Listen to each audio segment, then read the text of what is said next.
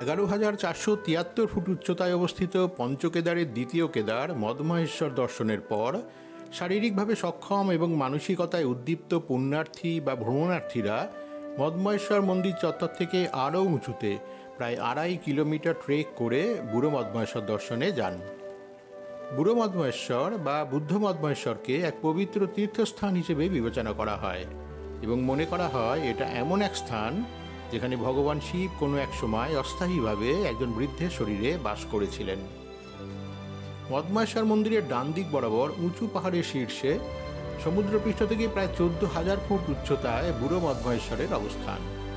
এই পর্বতশীর্ষ আসলে এক উঁচু নিচু বুগিয়াল, যেখান থেকে চৌখাম্বা, মান্দানি, কেদারনাথ, নীলকণ্ঠ এবং ত্রিশূলের মতো রাজকীয় পর্বতের মনোরম দৃশ্য কম দূরত্বে এবং বাধাহীনভাবে দেখতে পাওয়া যায়।